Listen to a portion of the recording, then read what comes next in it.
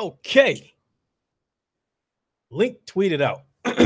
Oh, wait a minute. I got to do something real quick. Hold on. Got to edit the video real quick so I can try to remember to start adding my Twitter.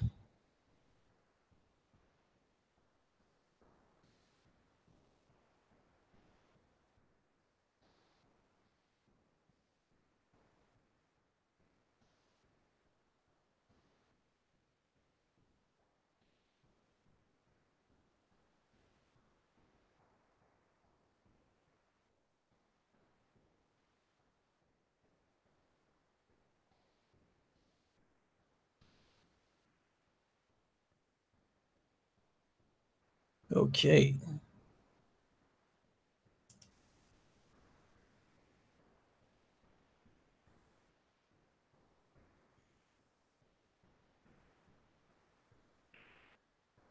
Okay. Wow. Y'all jumped in here quick. Damn, I didn't even get a chance to go through my intros, but got to do it. It is protocol. Yo, what is good, everybody? It is your boy Lincoln Clay coming at you. Let's all be one cohesive unit and hit the like button to help spread the content to a wider audience. Make sure you hit the bell icon so you can stay notified whenever I put out new content. I would appreciate that as well. If you are a new subscriber, welcome to the channel. I hope you are enjoying the content. And wow, what a day. What a day. What a day. What a day. What a reclaimer. What's up? Skip Bayless. What is up? I want YouTube to cancel Crap Gamer. I don't know.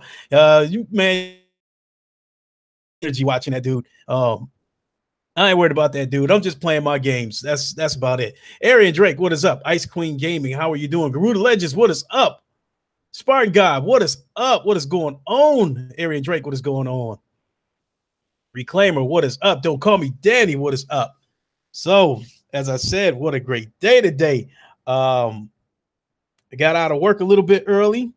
I'm 2 days ahead of schedule in my work, so I do not have to work tomorrow. So I am free to stay up all night and do whatever I want, so I plan, hopefully my body won't shut down on me from fatigue, but I definitely plan to do some streaming tonight. Whether it's Astrobot, Creed, what have you. I've definitely planned to do some streaming tonight. Glad to hear you're getting better, Ice Queen Gaming. That's good to hear. Caleb, what is up? There is a story within Black Ops 4. Yeah, I'll tell you what the story is. I have no interest in playing it. Now, I can't say that I'm not going to buy it because I already bought it for my son on his Xbox. And because of the share feature, because he has it, it is downloaded on my Xbox as well. So just for the simple fact that it is on my Xbox, I am going to take a look at it for what I assume will probably only be 5 minutes. I mean, actually, I actually fucked with it a little bit this morning. It wasn't completely downloaded, but it was downloaded enough that I could try the blackout part, the battle royale. And I got as far as parachuting down to the ground in that wingsuit. And a couple of seconds after I hit the ground, I got killed. To me, the shit because this is Call of Duty. It does not feel like battle royale. It basically feels like a regular death match with, this just got a different title. It did not feel like a battle royale to me. It felt like your normal Call of Duty shit. So I really don't think that I'll be getting into that game that much. If my son asks me to play with him, I will have to make an exception to the rule, so that's that. So getting on to why my day is so good, I got out of work early. I plan on staying up all night as long as my body will hold up and do some streaming. I got to go pick up my girlfriend here in a little while. So I was already having a good day, but the icing on the cake was Craig Harris's latest podcast. I have put the link to his latest podcast in the description. So if you have missed his latest podcast, go check it out. You definitely want to check it out. Also, forgot to mention it. I'm going to start adding my Twitter in the description. So, you can follow me on Twitter, If you want to, uh, you know, chime in, give me your thoughts on the latest news, what have you, hook up with me on Twitter. Or you can stick to leaving comments in the chat here. But there you have it there. So my Twitter's in the description. Follow me there. Hook up with me there. So according to Craig Harris, he got a call in the middle of the night from his source, Lou Waffa. Shout out to him or her, whoever Lou Waffa may be. And I guess he got the latest PS5 news. So I guess he got, news on what the specs are what they are expected to be. And so I'm not going to get into the specs, other than that it's going to have 16 gigs of RAM. This VSync, which I'm not really familiar with. I'm not going to act like I know anything about it. And 2 terabytes of memory, which, I mean, that's all cool. But to me, it wouldn't even matter to me if they only gave you 1 terabyte of memory, as long as they allow you to hook an external hard drive up to it, which they almost don't have any choice. I mean, a lot of these games right out of the gate, come at you with like 40, 50 gigs. So it almost has to be a given that they're going to allow you to hook them an external hard drive. So, but other than that, the rest of the specs, I'm not going to sit here and act like I know about it and comment on it, because I really don't. I know the basic parts of a computer, and have an idea of basic parts of a console. But if it's AMD or Intel or whatever the fuck, as far as these processors go, I'm not going to jump up and act like, oh, that's a great one, or no, that's good. You're going to have screen tearing. I don't know any of that shit. So I'm not going to act like I do. What matters to me, the day that made my day, is he did say that that they have games running on the PSVR 2, and some games are running at 240 frames per second. That is huge. And I mean, that is huge. So I definitely wanted to talk about that. But before I get into the VR part, he also mentioned there's several developers that are developing games for the PS5, and I just wanted to run those down. We got Polyphonic. I think it's either Polyphonic or Polyphonic, games, who made GT Sport. My guess is that they are working on, the next GT Sport, the next GT game, Gran Turismo, what have you. They have Naughty Dog. Now that I don't know about. I know that they're supposed to be working on something else besides The Last of Us 2. I guess we'll just have to wait to see what that is. Guerrilla Games, and I'm guessing that they're probably working on the next Killzone. Sony Ben, I'm not really sure what they might be working on. Insomniac is probably working on the next Spider-Man. That is probably my guess. Atlas, don't know what they might be working on. The Remedy Games, don't really know what they might be working on. And so I'll come back around to these developers that are working on games. Sony Ben is working on Siphon Filter. Is that the game that is rumored to be, they're supposed to be making a comeback that everybody should be, excited about? Now, before we come back, we'll come back to the developer part again, because it ties into the VR part. Now, I'm going to draw a few conclusions from the VR part of this information that we have. With the VR running at 240 frames per second, that tells me a couple of things.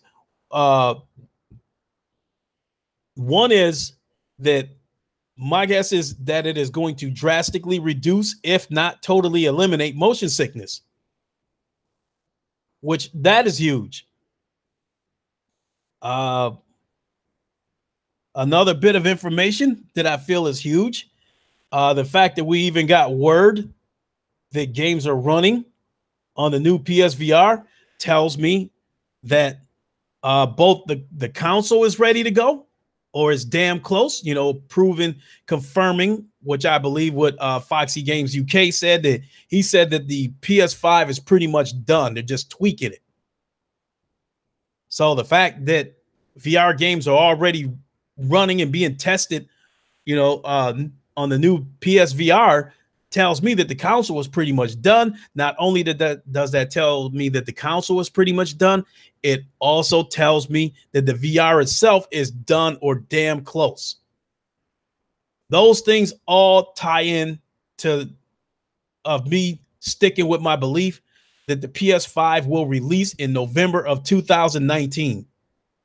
At the very latest, I'm thinking March of 2020, but I'm thinking November of 2019 because both Microsoft and Sony have a history of releasing their consoles in November with the intent of the first wave of buyers like me, the hardcore ones, will buy the game, basically show it to the next wave of people who are curious about it.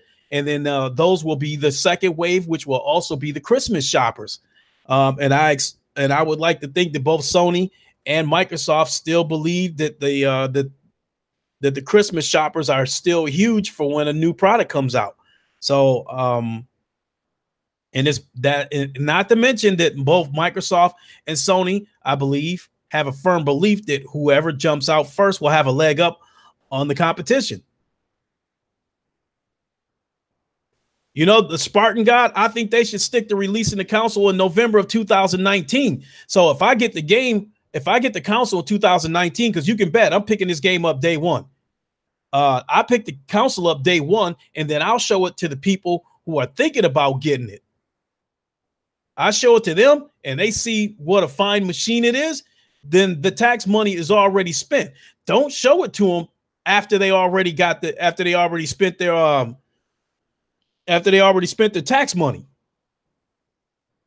Emmy, am I excited for Firewall DLC? From what I understand, it's just basically the store right now. Jamal Adams, what's up? From what I understand, it's just basically the store. You go in and buy some cosmetic shit, which I will take a look at it. But once we get the maps, and the new contractors and shit like that, I'll really be excited. Guy Code, day one, PS5. Without a doubt, PS5 is day one for me. What I am also hoping for is that the PSVR 2 will be ready to go day and date alongside the console itself. Because if it is, both of them are a day one purchase to me. I really don't care what they cost. I don't. I think at the most, especially with the PS5 being rumored to have a portable device along with it, I would like to think that is going to further solidify a $500 launch price. The PSVR 2, I wouldn't be surprised if it launches at $500, but I'm hoping that it launches at $400. I'm hoping that both the console and the PSVR 2 launch at $500. So, not 500, 400. So we will see how that plays out. So now that we got that part out of the way, that I believe that the PSVR will be ready or not, because I don't think this time Sony is going to wait 2-3 years to introduce the next iteration of the PlayStation VR. Look what's going on right now. The PSVR is just now starting to pick up steam, but the generation is over. Imagine, imagine with the momentum that PSVR is building right now. Imagine where it would be at right now if Sony would have launched that back in 2013 alongside the console. By now we would have a permanent price of $200, and we already got a ton of games, so we would have even more games, and more people will have adopted PlayStation VR. I dare say that if they would have launched the PlayStation VR back in 2013 alongside the console, that they would probably have 5 million headsets out there by now. Jamal Adams, you say 450 would have been the sweet spot for me. Spartan God, you say definitely 499. Yeah, I hate to admit it. I think that's what it's going to cost.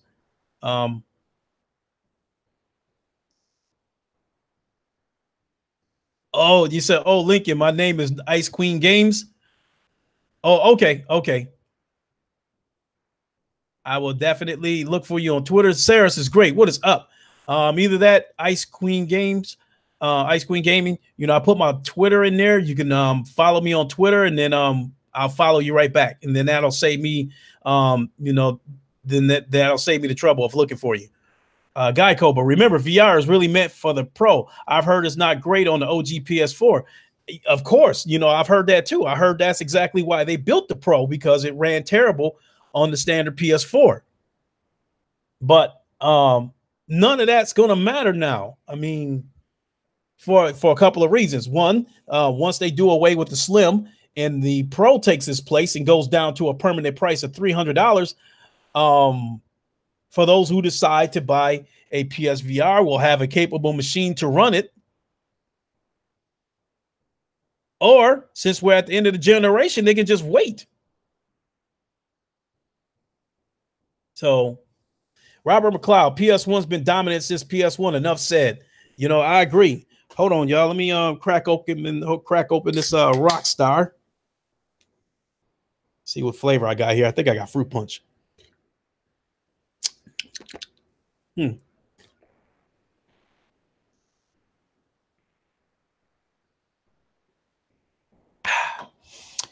As Craig Harris would do.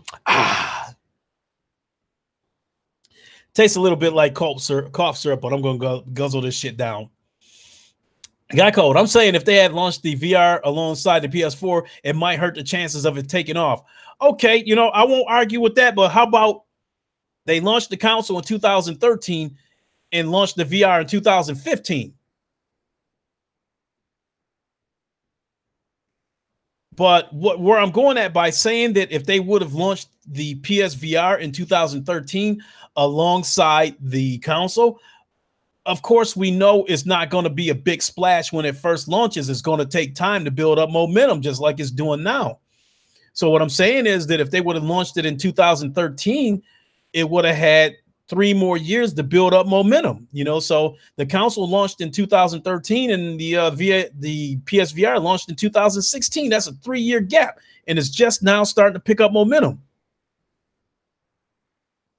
So this go round, I would like to think that when the PS5 launches, the PSVR 2 will be ready to go day and date beside it, or it will be ready within a year. Since Sony is doubling down on VR, the sooner they get it out there, the sooner people will adopt to it. You know, with the so I think they need to get it out there as soon as possible, especially if they expect it to have a slow start. So, so even if the console, even if the VR would have launched at 2013, sure, it might have gotten a slow start, but it still would have had 3 more years to build up momentum. So I think it definitely still would have surpassed where we're at right now. You know, yeah, Robert McLeod, it's all about price. Let's face it, the better tech gets, the more, more it will cost. And I understand that. And I'm prepared to pay $500 for the console. I'm prepared to pay $500 for the VR. I just hope that the VR is ready to go day and date alongside the console. So I'm prepared to drop the $1,000. You know, if I don't have the money, I'll whoop somebody's ass and take it. You know.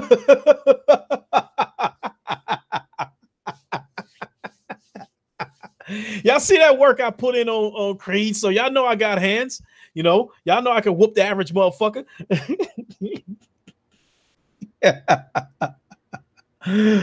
Guy code, you got a point, man. The momentum will keep going with the PS5 because I don't think people will be willing to throw down $900 altogether at first. Exactly.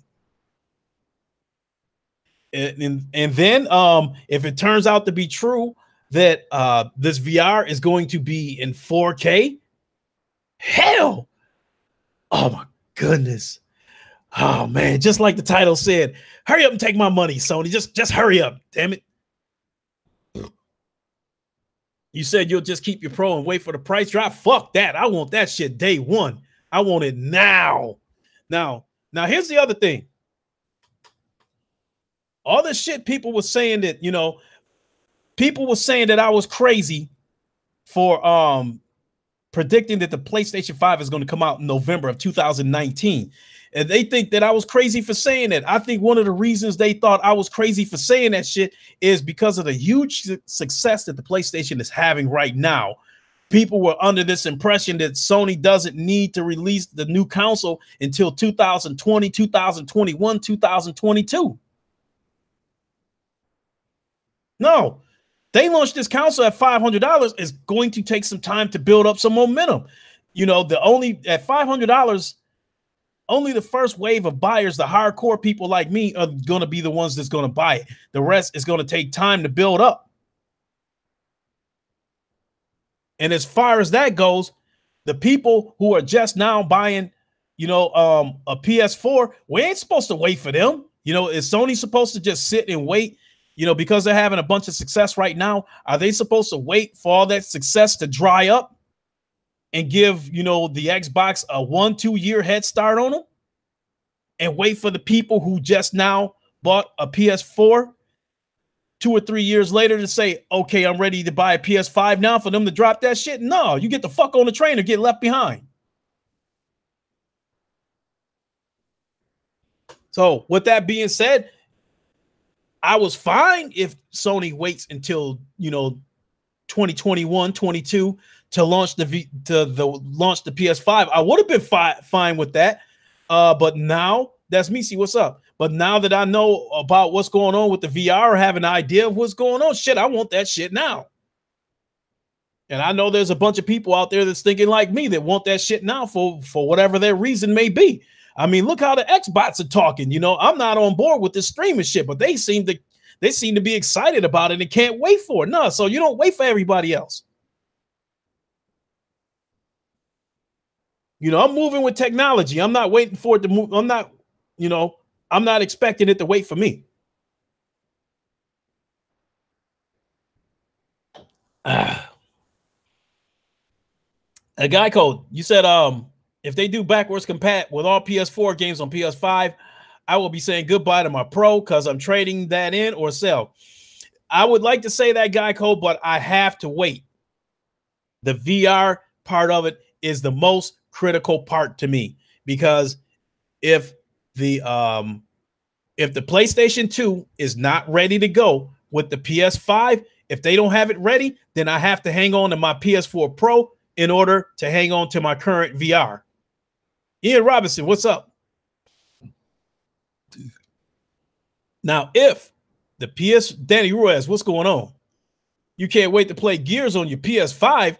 Are you certain that's going to happen? Now, according to Craig Harris, Microsoft is going to offer an Xbox app to both Nintendo and Sony.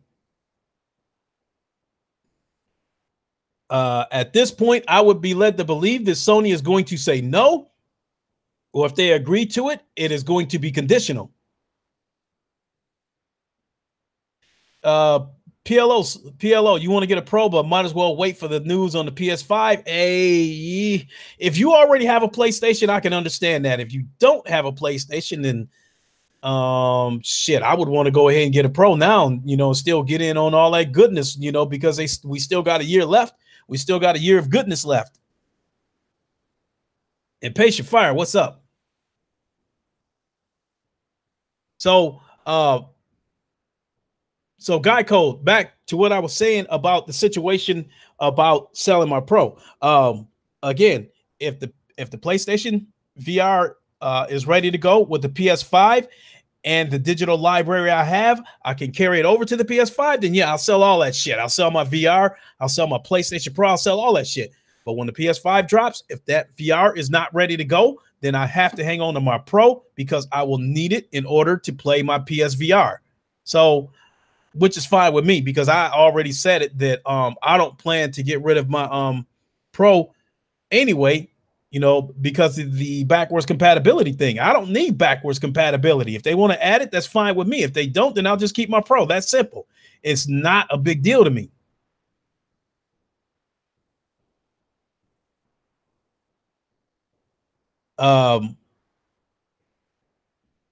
To me, which is kind of asinine to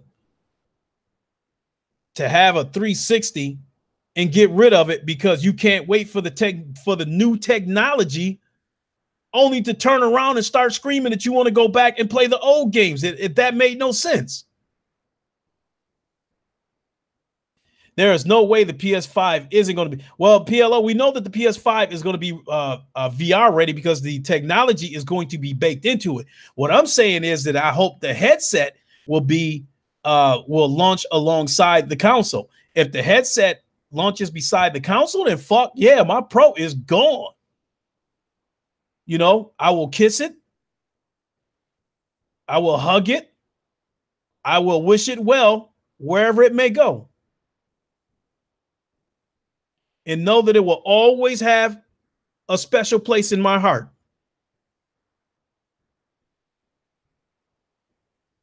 But I will have to bid farewell to it.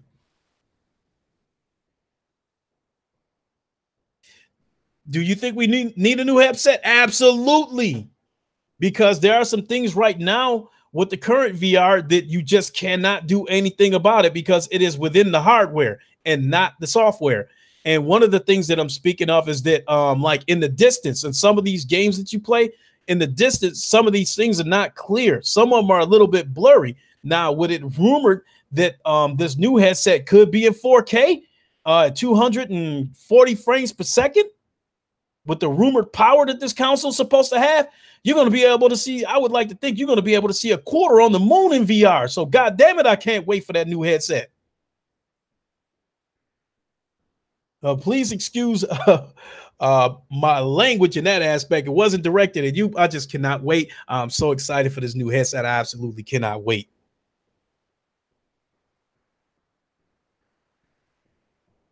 Now, Robert McLeod, that ain't no rumor. They filed a patent for a new headset. Why would you file a patent for a headset if you're not going to go through with it? I've showed people the patent before. The drawing has got a ton of sensors that's supposed to detect when you're getting motion sick. And I guess I didn't quite see it, but I guess there was a battery pack on this patent suggesting that the new headset might be wireless. Myself, that's the one thing that I'm not exactly. That's the one thing that I'm not exactly in a hurry to see is a wireless headset. Because I still think a wired headset will be the most responsive. If it's something where they give you the option of unplugging a headset and going wireless for a while, then, you know, it is what it is. But if they give you the option to plug it back up, you know, it is what it is. Pennywise, even though you're coming in here with that bullshit, what's going on with you, man? What's going on, brother?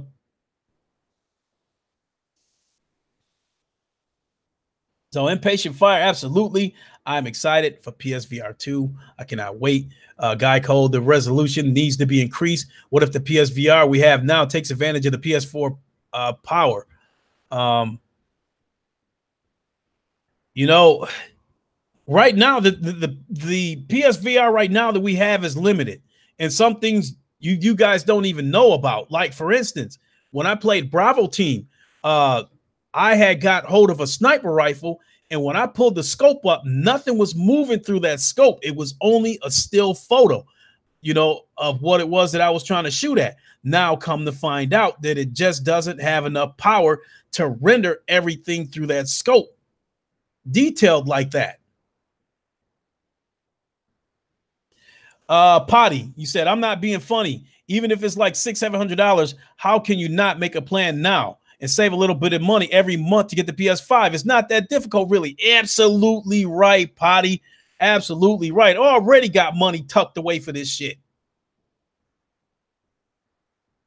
All Sony has to do is announce when they can start. All they have to do is announce pre-orders and it's done. You know, my shit will be paid in full. I will not go and drop $20 on it and then go try to, you know, pay the rest when I go pick it up. No, I'm dropping the whole $500, whatever it's going to cost. I'm dropping the whole shit right then and there. So when this thing is ready, all I got to do is walk in and walk out.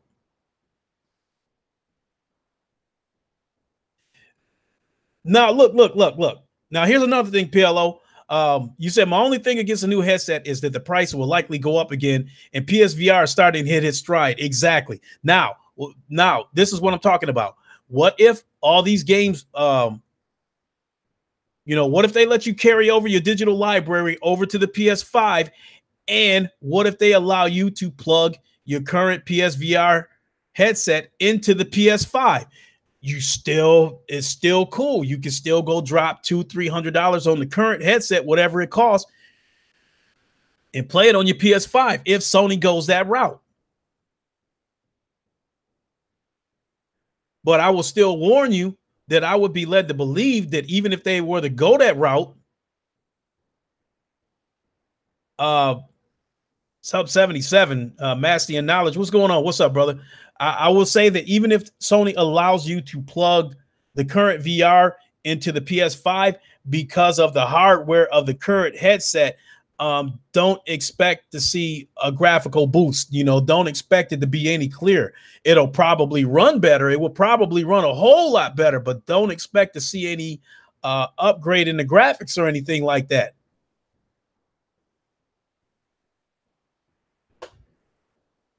So,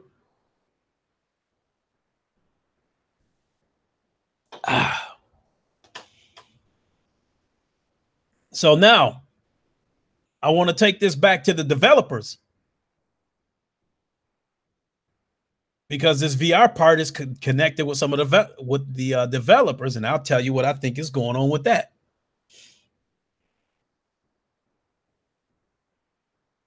I will be ready to shut this down here in a few minutes.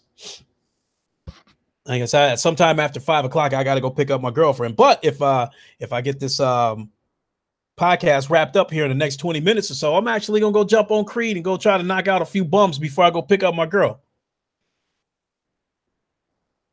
So now let's go over these.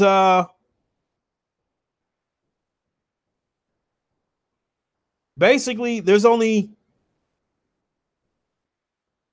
2 developers out of the list of developers that Craig listed that are working on games for the PS5. Only 2 of those developers applies to me in the VR. Polyphonic Games, who's making the Gran Turismo game. There is no doubt in my mind that if they are working on the next GT, the next Gran Turismo game, there is no doubt in my mind that it will have VR, the Messiah in his blue robe of truth. What's going on, brother? I'm getting ready to shut it down in about 20 minutes. So, we wouldn't even get in, I'd love to invite you. If you came in, it'd only be for about 15 or 20 minutes. But, if you want to come to Wakanda for a few minutes, I'll open the dome on the invisible shield. So now let's talk about these developers that Craig listed. And I'll tell you why where that is significant to me. And like I said, we'll start with Polyphonic Games that's working on the GT series. Okay, let me send you a link here. 1 second, sir.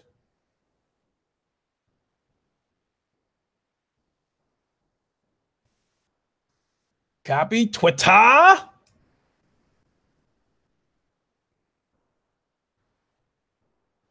Paste. Boom. There you go, Mr. Harris. I have opened the dome on the invisible shield. Once you arrive, we will close the dome, and we will activate Inviso.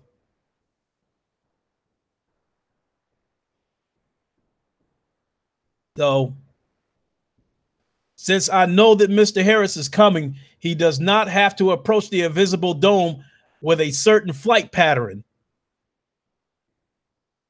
The guards will be at the edge of the dome to welcome him. Aaron Drake, you said you're rusty as hell playing Spider-Man? All right. So real quick, while we're waiting for Craig to get here, about Polyphonic Games working on the next GT Gran Turismo game. I am almost certain that it's going to have VR. This go round is probably going to be crystal clear. And this go round, it is probably going to have multiplayer. So I can almost guarantee you, like, I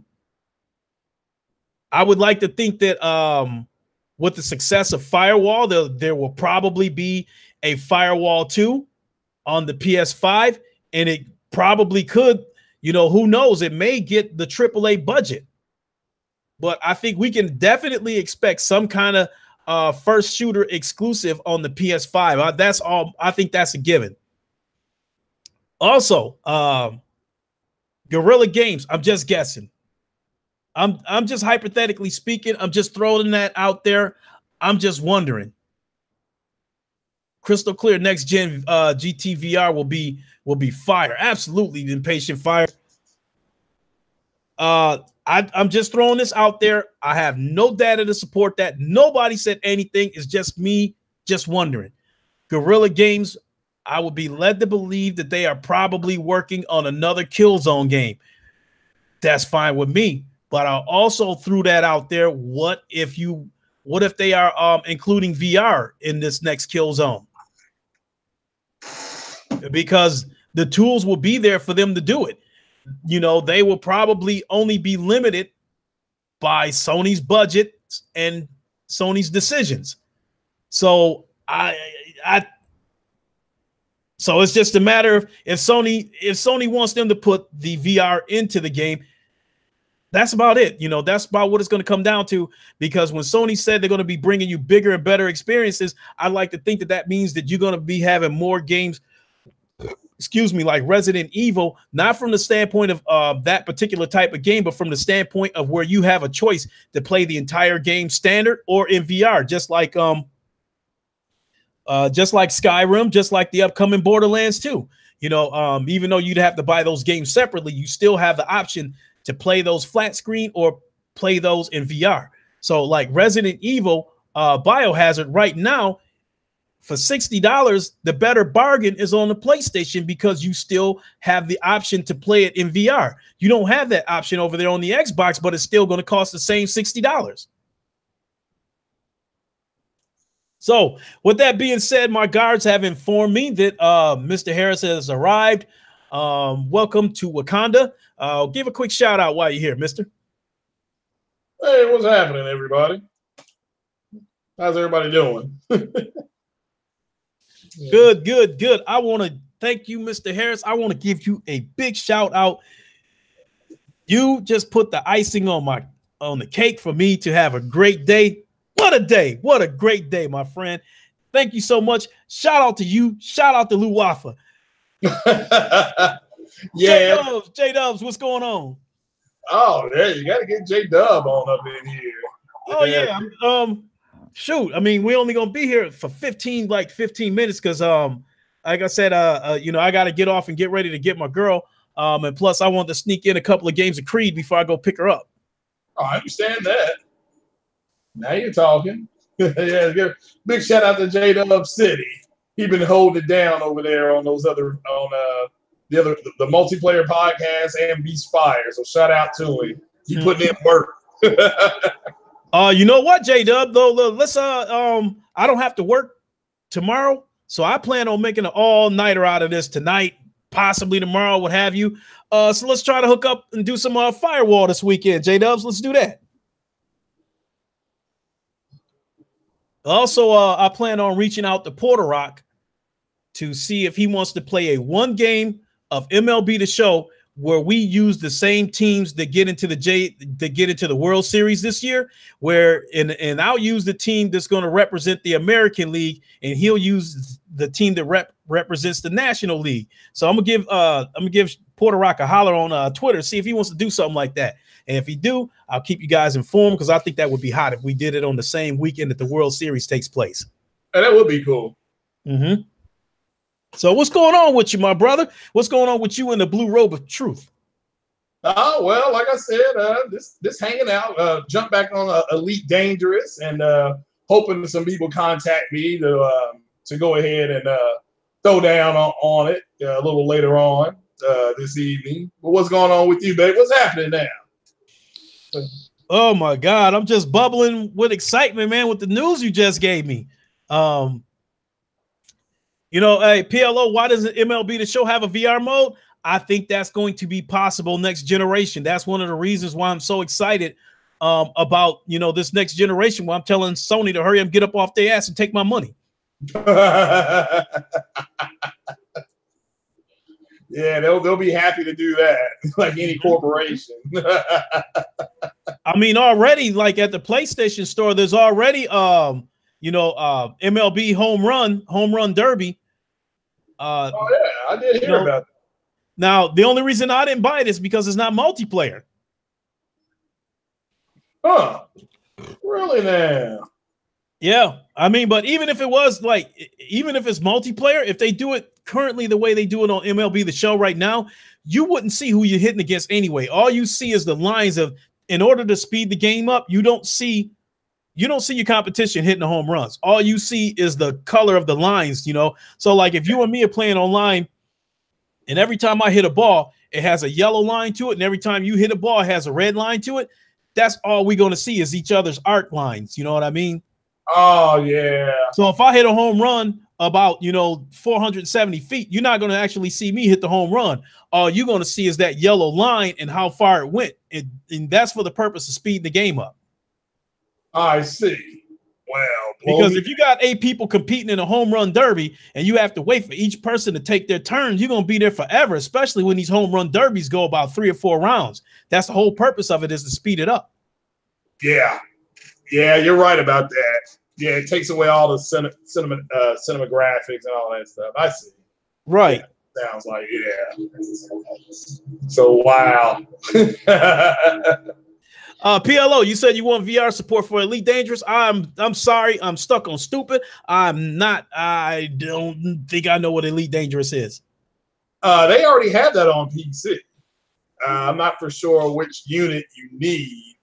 I don't know if it's Vive or Oculus, but it supports it on PC. Is this strictly a VR game, or is this a game that has VR support?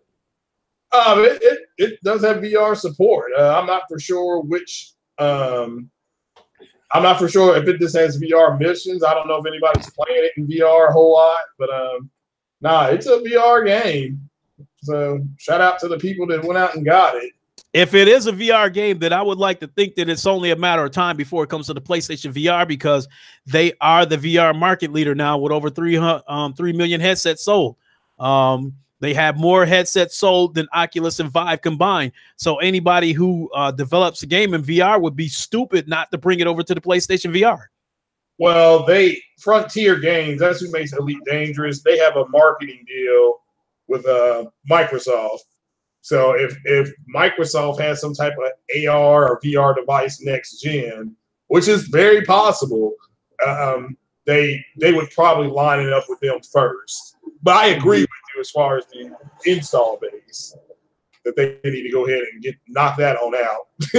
I would. Okay, so that is a good question for you, Craig. With the PlayStation VR starting to pick up momentum now, and you know, with games like Astrobot being a huge hit and Firewall, these games are system sellers for the PlayStation VR, and it's starting to pick up steam. More and more people are starting to get on board with this PlayStation VR, especially with the price drop and these compelling games that's coming out. Right. I think that in the beginning, Microsoft did not get on with this VR shit. Now, I heard one of the reasons why is because the standard Xbox One can't do it. Well, they were going to develop their own first-party VR headset, but they backed out at the last minute. They didn't think it was viable. Right. I mean, you could pull up articles back in the summer where Greenberg, and maybe it was either Greenberg or Ybarra, said that VR is still something they want to do, but I just believe they've scrapped it here over the last probably over the last 90 days, because the Xbox just now started picking up momentum overseas in Europe. It's already big in like South America. Xbox is huge in South America because a lot of the components are made there. So I mean, they got people that work at the factory. They got Xboxes. So that's one reason they're doing their XO18 in Mexico, because a lot of the components are made there. So, and that goes back to my belief personally, despite what rumors was going around about the Xbox One not being able to run VR. My belief was that it was Microsoft's drug money mentality, that they expect overnight money, whereas Sony's, like they said, it's a marathon. They're looking at the big picture, the long run, the long haul. Yeah. And my belief was that because the PlayStation VR did not jump out the blocks, and make a big splash, that Microsoft decided to stay away from it, and they would probably come back and revisit it once they see Sony starting to flourish off of it. Yeah, well, once things stabilized for them in the market, they were able now they're able to have a little more freedom. Before though, Phil Spencer, he had to go in and shout out to Foxy Games because, like he said, him being in charge, he had to go in and cut, as we like to say, cut. He had to go in there and start cutting games and shutting down studios that were either over budget or they weren't going to deliver something for the next, 30 to 30 to 40, 48 months. So he had to shut those studios down. And that's why he said it was good, because they needed to stay in business. If not, this Satya Nadella guy, who's all about numbers, that's all this man is about. He's looking at Xbox like, look, everybody in Microsoft, all the division heads are making money. You not. So VR was going to, again, cost them more R&D. They didn't know how it was going to turn out. So they was like, no, we ain't doing it. Which, when you look back and how bad things were for them, they damn near sold Xbox to Amazon. They were very close. And they had numbers written out. They just did not do a handshake deal on it. Mm-hmm. Bill was able to reconfigure the business model. That's why they went away from, they don't consider how many people or units are sold versus how many people are actually physically playing their games. That's why they released 2 million people drove on Forza. They're not saying how many units sold. They're just saying this is how many people engaged in it. So they consider that success. He goes back to Satya Nadella, says, look, man, 1.8 to 2 million people are playing Forza, and that's a number. And Satya Nadella's like, okay, as long as their division is making money, he's not going to keep going around and saying and arguing with Phil Spencer. Phil was able to save that division to the point where they, purchased studios and stuff like that. And that's what they wanted to do. That's what their fan base was pleading for, because they didn't feel relevant. So, but Sony does own the VR market. They're not going to give that up soon. They've got a new device they're working on right now. So good for them. And the people that early adopted, one of the good things is that you early adopted and that now they've invested. The bad news is that you early adopted. Therefore, there's going to be a better version coming out. But that's the way it is. That's just the way life works. So. And it's like I was telling people in this chat that technology is not going to wait for them. Technology is not going to wait and say, oh, he just bought a VR last week, we got to give him some time to, get some use out of it. No, if they sit around and wait, then the competition is going to get a jump on them. You got to move with them. So it is what it is. Now, a couple of things that I did want to say, that despite all this shit that's going on with all the money they sunk into this cloud gaming, I still think that Microsoft, the Xbox division, could be sold at any given moment, being that it was a known fact that their shareholders, as well as the brass, wanted them to sell that division off. And I'm led to believe that that if the cloud gaming fails, then they'll probably want the division sold, because my guess is the only reason why the Xbox is still allowed to stay within the Microsoft Microsoft tree is because it's self-sustaining now. It's standing on its own 2 feet, I believe, without funding from Microsoft. Is that correct? Well, it's a profitable division. Anybody knows anything about streaming. Any type of streaming is done because your physical media isn't doing what you need it to do. So you create a new revenue stream, which is streaming, whether it's music, movies, however you want to put it. That's the model that they're going to. They want to be Netflix. They've said it. I mean, I think what people have run into within the Xbox community, not if you look at the executives, and shout out to Fedor Mephisto because he said it. If you go back and look at what the Microsoft executives have said, the Xbox executives, they're doing exactly what they said. That people are like, well, it's their fan base who's trying to spin stuff. When I was reading this morning the stuff that Phil Spencer said, quote, Phil Spencer is the one who said, what if everybody could play Halo and Red Dead Redemption? Everybody in the world can play these games. He also said the idea that media is locked to one device, that's totally absent to him. So he does not want any type of, Microsoft going forward or Xbox going forward, they need a wall. They need the walls to come down. They need a Mario game on their system because that's what Phil Spencer is saying. Hey, what if you want a Mario game? You really want Mario, but you don't want to go buy a Switch. Well, wouldn't it be good if Nintendo had the ability to put Mario on your Xbox or on your PlayStation? That's what they want to do. They're setting things in motion so that they can do it. I mean, people are like shocked that they're actually trying to do this. This is about them surviving. Not Microsoft as a company, but they're talking about surviving as far as the Xbox division.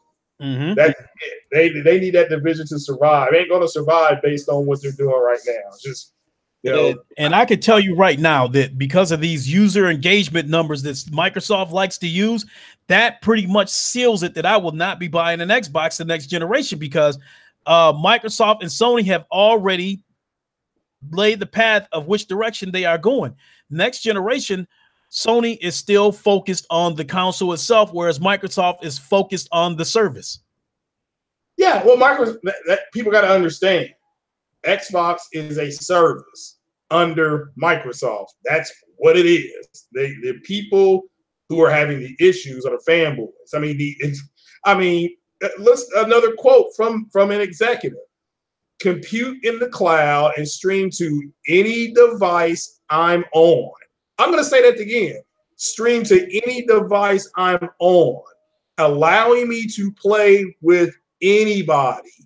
That's a direct quote from Xbox. They're going to do this, giving you access to the games you want to play on the device you want to play on. What does that sound like? People got to get the burr out of their ass as far as the whole fanboy thing and understand that Microsoft is going to make an app and, a streaming device, a streaming app, once they get it down, not tomorrow, but within the next 30, 36 months, they're going to say, hey, look, Nintendo, you want to put this app on your device? Here you go. Here's how much we'll charge. Sony could, in theory, now I think Sony's going to do it. They're just not going to do it with the PS5. If they do this, and when Microsoft does this, Sony can say, look, we'll let you put it on the PS4, because the PS4, we're winding that down. This keeps it viable. We don't have to maintain the network. All we have to do is give our consumers the ability to purchase the app and then stream the games. That's why the streaming is important, that they get it to 1080p minimum. They got to get it to 1080p. So, and at that point, 1080p 60. So if they're able to do that, have very little latency to the point where you can't really tell if I'm playing Call of Duty streaming or Fortnite streaming versus Fortnite on a console, it's a wrap. It's just they're going to do it. Now, that's why Sony can inoculate themselves and say, we got the PS5, so we're not gonna have this on the PS5. We'll keep this on the PS4. Therefore, people can still go out and buy PS4, and still say, okay, I can play whatever, Halo, Gears, and Forza. I can play that on the PS4 now. Granted, it will be streaming. It won't be 4K, but you can still play the game. And that's ultimately what they're wanting. Play. That's why the whole term of play on the device that you want to play on is the most important thing that they say. They say this on several times. And Phil Spencer follows that with media to one device being totally absent to him. That's it. That is the equivalent of you going to the store and buying a TV, and Netflix is on all these TVs. Don't give a damn if it's Sony, if it's Samsung, if it's LG, if it's Insignia, if it's Vizio, if it's Hisense. It's on every console. It's on, it's on every platform. That's how you get to the 2 billion gamers. Is you give them access to the devices that they want. That's the only way it's going to work. Mm-hmm. So, but yeah, I mean, so the people that are hurt are the fanboys. People talking about, and that's why I wanted to hopefully talk to J-Dub. I think he was on a podcast the other day. You have people saying, is it good for the game or is it good for Microsoft? If it's good for Microsoft because this is what they want to do. This is the revenue stream that they're trying to create. But so it's good for them. It's good for the gamer in the sense that now, if you just do not want to go and buy an Xbox, you just don't want to, but you are interested in playing some of the games, now you'll have an app eventually that's going to allow you to do it. That's it. That's it. You'll have an app that allows you to do it. Just like I have a Samsung TV in my living room, and we have an Insignia smart TV in the bedroom. They both, you can put my Netflix account is on both of them. So it doesn't matter that one's Insignia and one's Samsung. And that's what Microsoft wants. Mm-hmm. So that's what they want. So it's just like I said, it's the fanboys. Go ahead. So let me approach this from a we got a little bit of echo in here. Let me approach this from a Sony standpoint, and I'm putting my personal feelings in this. Because I don't know anything about business, but I'm looking at this from my personal standpoint. Impatient Fire, you said Xbox is dead. Microsoft should go just third party. Right there, that ties into what I'm about to say, because in my opinion, I would be reluctant to work with Microsoft until I know they are completely out of the console business, because as long as they produce consoles, they are still my main competitor. And, and then there's a situation about your network, because you're letting someone into your network who's your main competitor and in my opinion cannot be trusted, which is a ruthless company. Back when and I've said this before, back when the PS3, when the PSN went down for about a month, the timing of it led me to believe that Microsoft was responsible for it, because for one thing, the PS3 sales were on the rise, because at the beginning of the generation, the 360 was kicking the PS3's ass. But after Sony started making those adjustments and started slowly building up the momentum, and they started picking up in sales, all of a sudden their network goes down.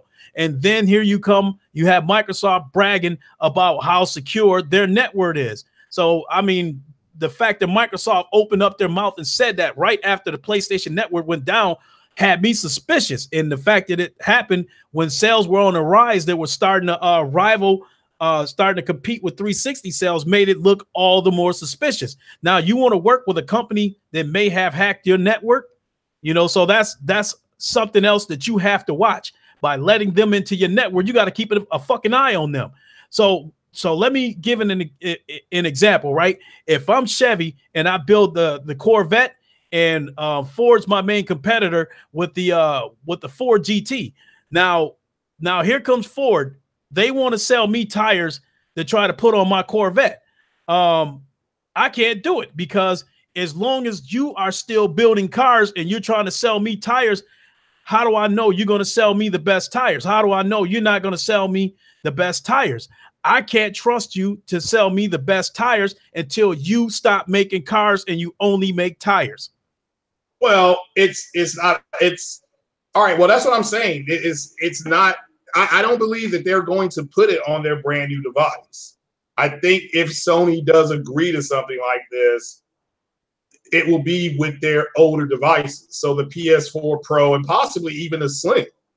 Because if the Slim's going to be pretty much defunct and the Pro is going to be your first console, what better way to keep them both relevant by saying, well, if you want to play Xbox games, do streaming services through Xbox, you can use these two devices. Mm-hmm. Let me interrupt you for a second to respond to Sick Humor.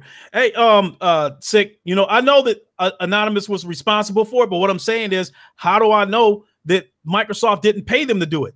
The same way I was wondering if when both Xbox Live and the PlayStation Network, when they both went down in Christmas of 2013, right after these consoles launched, they Lizard Squad had made it clear that they're going to take both of them offline.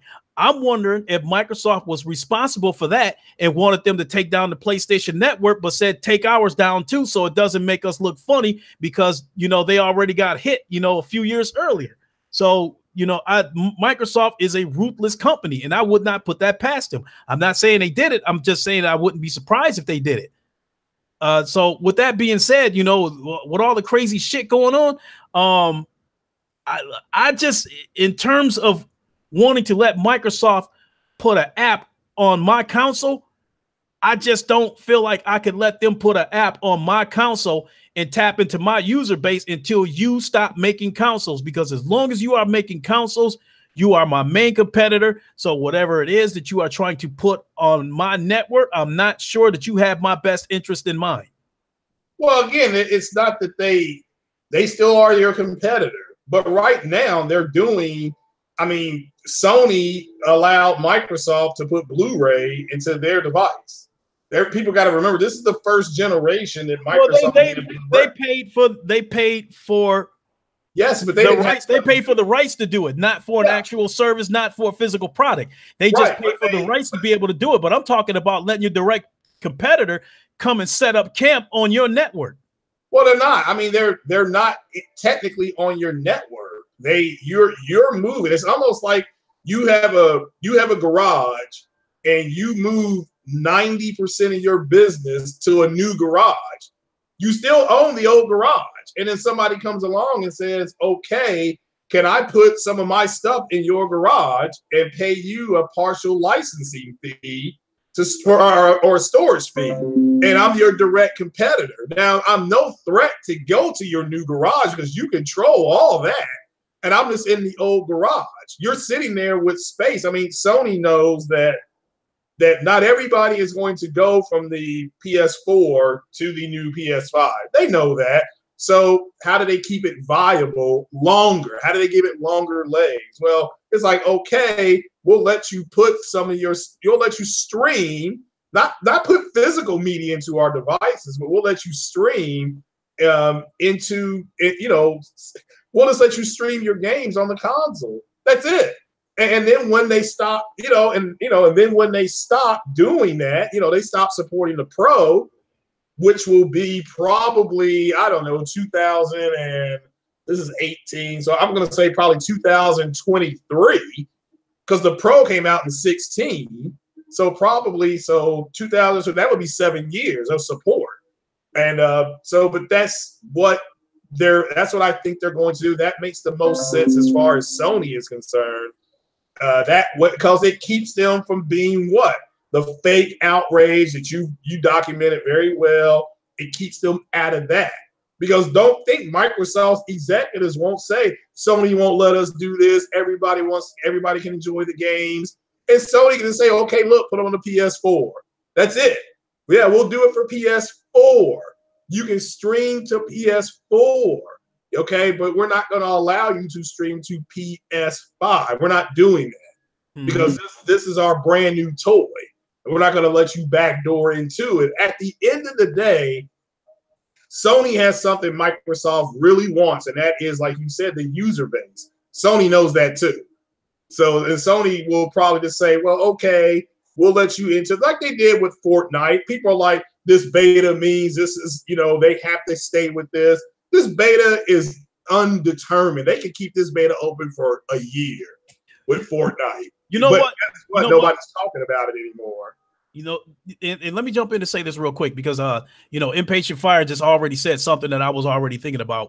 He says streaming Xbox games to PS4 will be in direct competition to Sony's own streaming service, PS Now, which is a good point because if you allow an Xbox app onto the PlayStation, in my opinion, I would have to stipulate that only your exclusives can come to this platform, because if you allow them to bring a service onto my platform where I already have a service, any third-party games that you have could obstruct sales on my own platform because they may choose to go through your service to do it.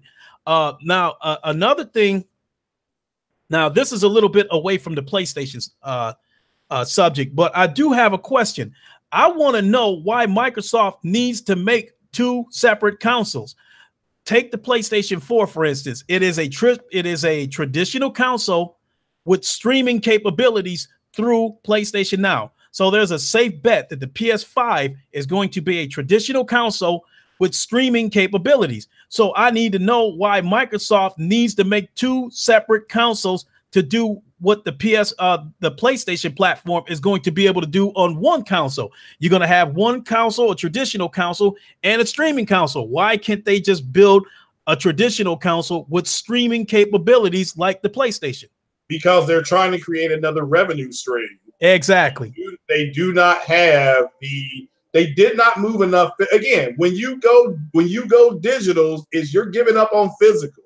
But this puts them in two spots. If the Scarlet physical fails, and it might, it might fail. It may not move the units that they're expecting. They can just fall back on their stream and say, well, we've got this other streaming device that still allows you to play the games, but you're just going to be streaming the games. And so it just puts them, it's basically, instead of them pushing all their chips to the center of the table, they're pushing half their chips. And if something goes bad, they still got enough on the back burner to keep going. That's it. They're taking a risk, but no risk, no reward. As far as it being a direct competitor, that's why you give your consumer the choice. If you say, okay, yeah, you can stream PS Now, but you also have the ability to stream these Xbox games, just as your TV gives you the option to stream Hulu, to stream Amazon Prime, to stream Netflix. You can stream none of them. You can tell them all to go kick rocks. You can stream all three. You can stream one of the three. You can stream music. You don't just have to stream iHeart Music. You can stream Pandora. You can stream, all these other devices. You can stream Beats. It just depends on what you want. Are they competitors? Yes, but they're helping everything grow. At the end of the day, Microsoft's console business is not a threat to the PlayStation console business. It's not. Yes, let me tell you this right now. Their fanboys and fangirls want you to think that. They're not going to tell you that they have a massive inferiority complex. Okay, that's why Max Gaming, shout out to Max Gaming, just did that video on Fallout 76 and how it has fake 4K and it has terrible frame rates and the depression in his voice. He's depressed about it. He's down about it. He's worried about it. Now, granted, it's an early build, hasn't been optimized yet, but if it's already fake 4K now, it's going to be fake 4K when it comes out of the beta. So, and that's just, and what did they run around and say? Oh, everything's going to be native 4K.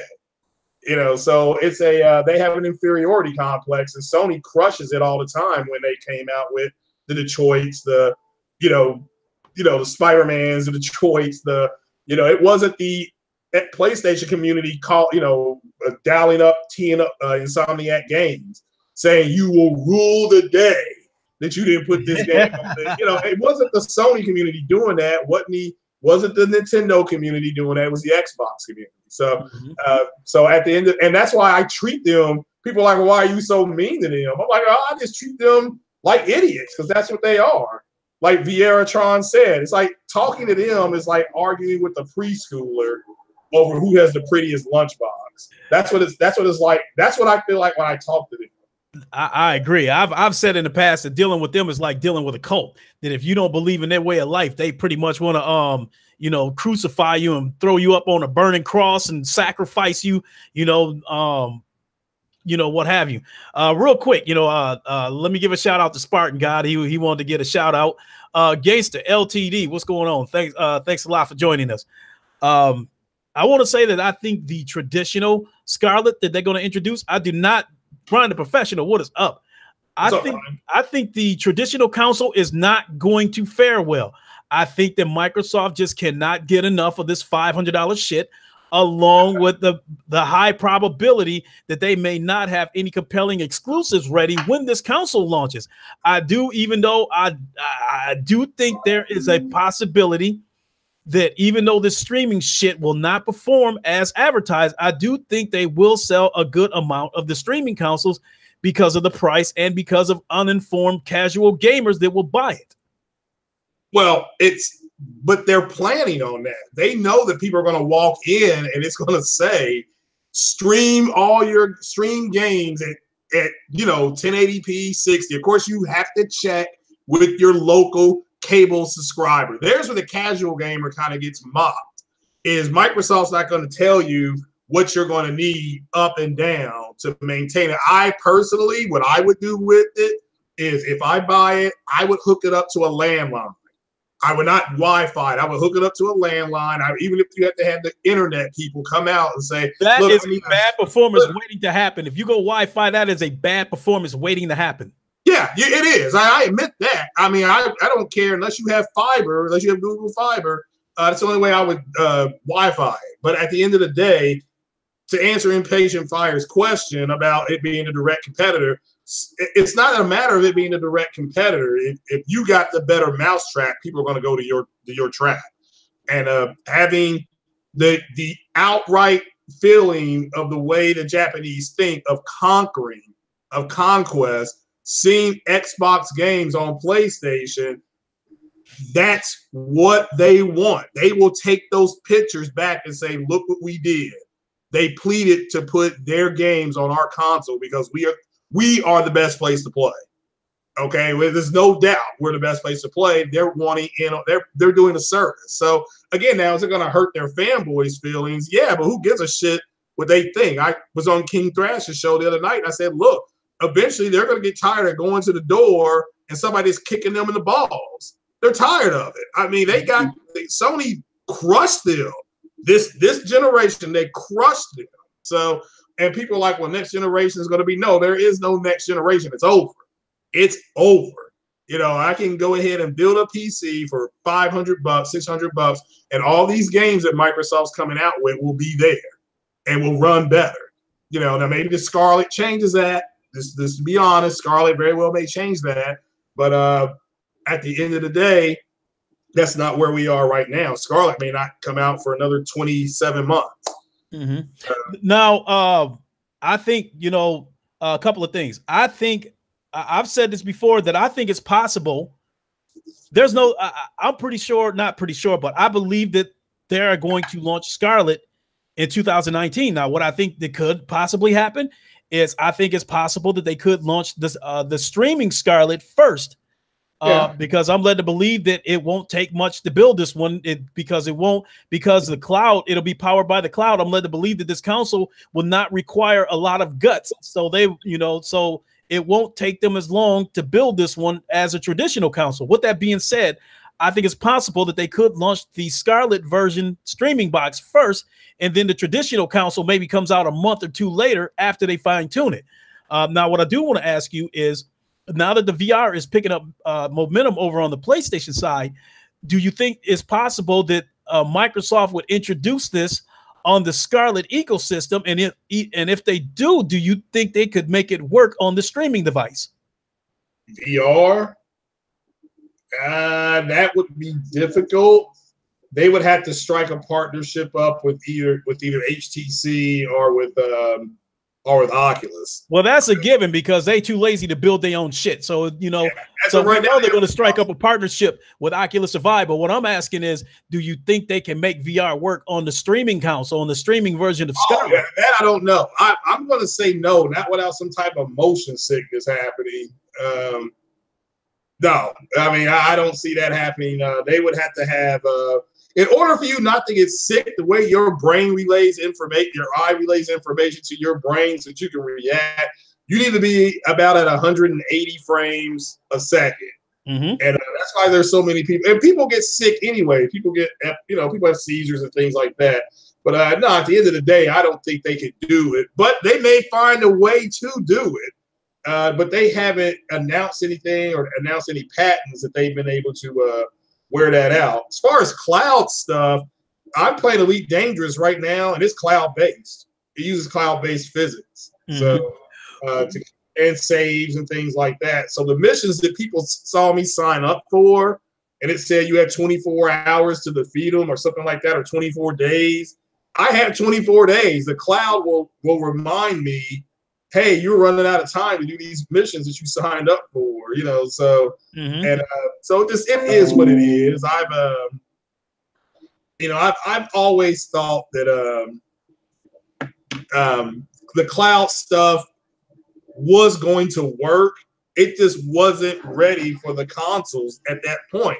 The Xbox fanboys, I'm talking about the bedwetters and the dishwashers, they're the ones who ran their mouths thinking it was going to be more than it was. Phil Spencer clearly came out and said the cloud is for PCs. They're going to benefit the most up front. It's like the man said this. But it's like, oh, well, we're not going to pay attention to that. We need to use this in the console war because we have something that Sony doesn't have. I mean, that's just kind of, like I said, they changed their mind like a girl changes clothes. You know, so where I was going with this is that as far as the VR part goes, that if it is a widespread belief that the streaming Scarlet is not going to work because the technology and a lot of people not having a fast enough internet connection because of those two factors, that is not going to work on playing standard games. And now, you know, you're asking to throw in a VR that's going to require triple the frame rate of standard games. And you're talking about doing it wirelessly, you know, not wirelessly, through streaming. I just can't see how that would work. And with that being said, I just can't see Microsoft trying to put a VR on the traditional console, but omitting it from the streaming console when they believe in this nobody left behind shit. So with that being said, I just cannot see how a VR would work on a streaming console. I cannot see it. That the latency would be unreal. You'd be ready to take that Oculus headset off and flush it down the toilet. Well, like I said, I mean, I don't think it would work. And Microsoft may come out and say, we're going to develop our own VR headset. Which we know they're too lazy to do that. That's not going to happen. By the time they would develop their own headset, the next generation would be over, at least from the Sony side. Well, what if they're developing it right now? I think it would still take 3 or 4 years. That's probably when the Scarlet will come out. I mean, the PlayStation VR launched how long after the Pro? Was it a year?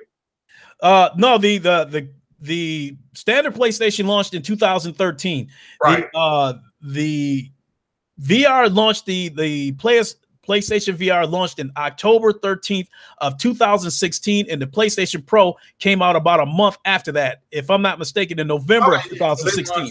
All right, so they launched the same time. So I mean, again, to me, the VR, the streaming box, that's something different than the Scarlet. I doubt you pick up the box. If you pick up the streaming box for Microsoft, I doubt it says Scarlet. I would be shocked. Scarlet is a totally different thing. They actually broke down how their streaming device is going to work, how they put the 3 blades in there, and how they were able to link them to get them together.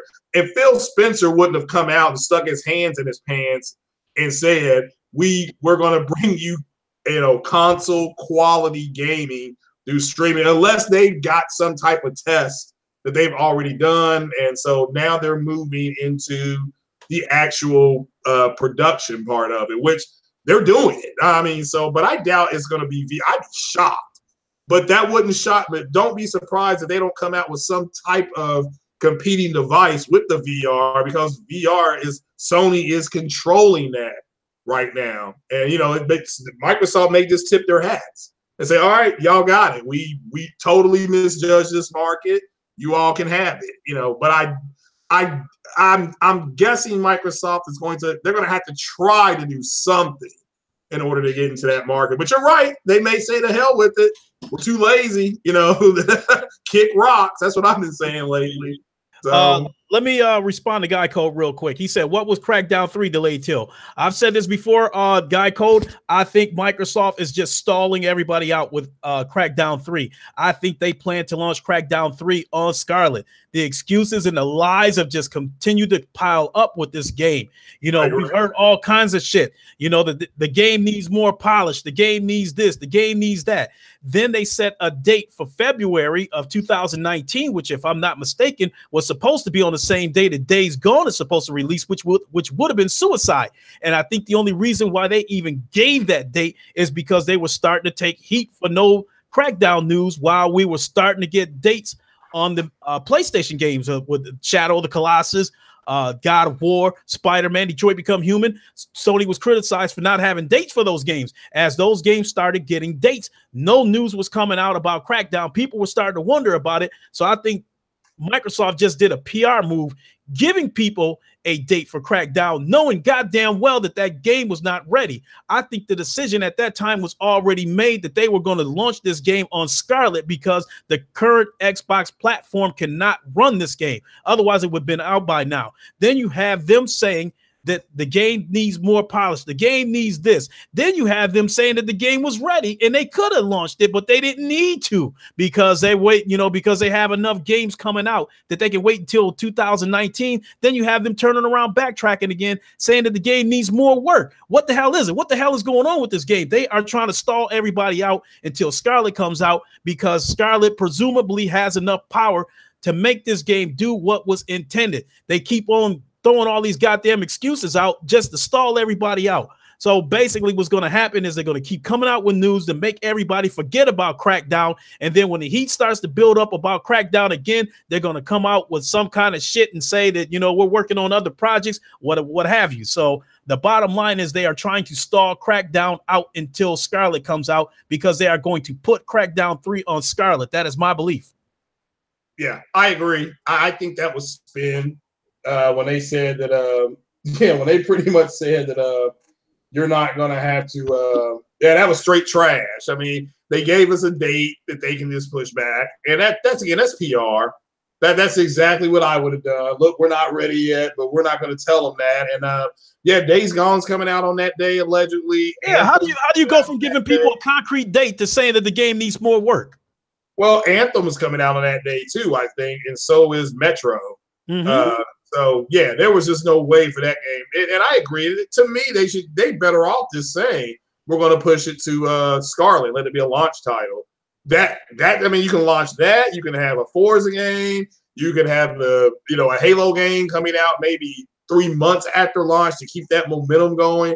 So it's that's spin. That's fine. I mean, hell, go ahead and lie if you got to. Just don't cancel the game, which they want to.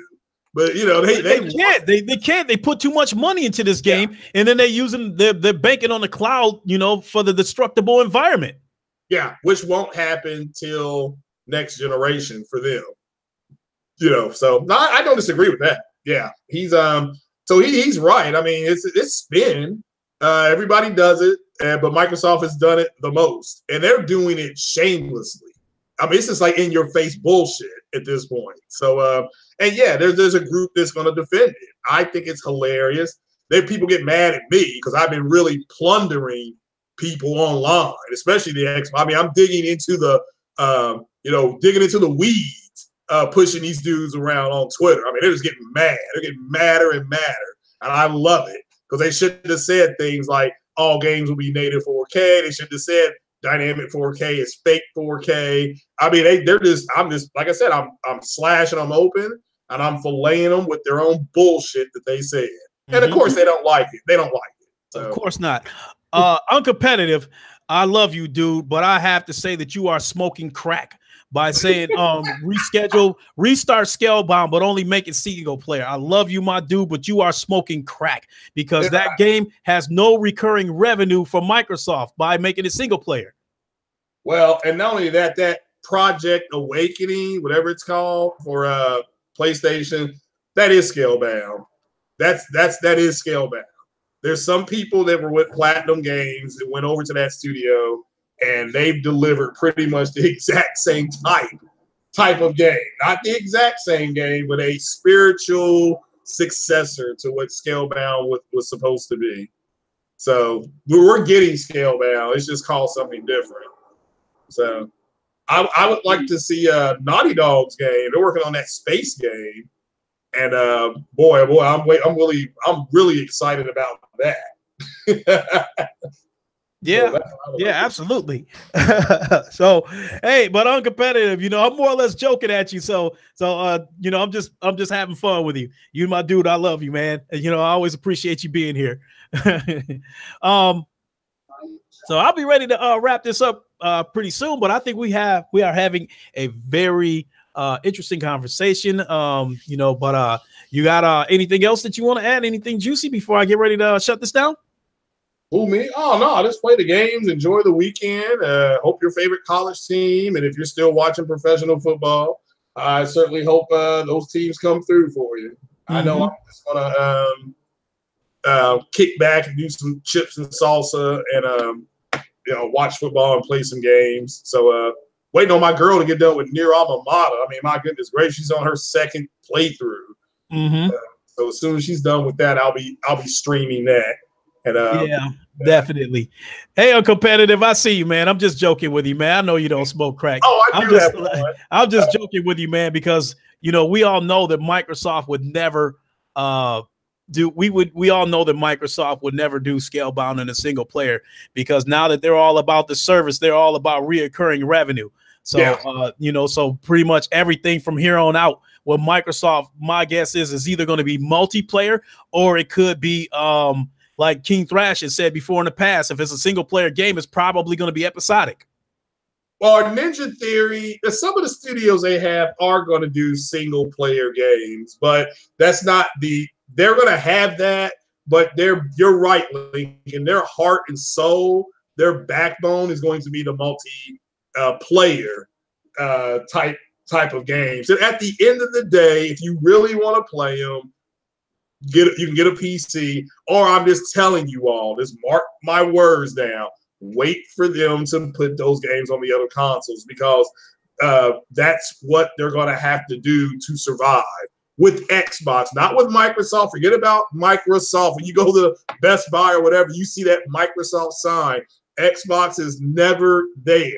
Xbox is always, at least at Best Buy, my Best Buy, you don't see Xbox with Microsoft's products. You see Xbox over in their little gaming department. So next to Nintendo, next to PlayStation. So, but yeah, people just got to get over the fact that it's not going to happen. I told you guys that it was going to happen, and by God, it's going to happen. This is about them creating new revenue, and in order for you to do that, to do the streaming, that's what you're doing it for. I mean, if we're a band, and me and you, Lincoln, are a rap duo, and we're having issues pushing out physical media, i.e. CDs, you know, we're going to go and just say, you'd be like, well, hell, let's just put it directly to iTunes. Let's put it directly to Google, whatever that thing is called, Google Play, you know, because that's direct money coming up. We just put it up there, and we say, hey, you all need to go buy it and all that kind of stuff. You know, just there's a lot of groups that are doing that now. But and at the end of the day, that's what this is all about, is Microsoft staying viable with the Xbox. And do not let their fanboys, this remember, go back to that thing that Microsoft just did, that announcement. Listen to what's being said to you, and that tells you what they're going to do in the future. That's all you got to do. And people can be mad, and they can come at me anytime they want. I got a podcast. You can come on there. But understand, I'm going to punch you in your throat when you start getting crazy, you know, so you're ready for that. But at the end of the day, the one thing I will add is Ryan Coogler has signed back with Disney Marvel. He is going to write and direct the sequel to Black Panther. He's in the boat. Yeah, that broke yesterday. And there was a bunch of news that broke yesterday with Marvel, but that was the late breaking news. That happened about 6 o'clock yesterday evening. So he is back, and he's going to start working on it after Christmas, as far as just doing a basic write, and bringing back a lot of the same people.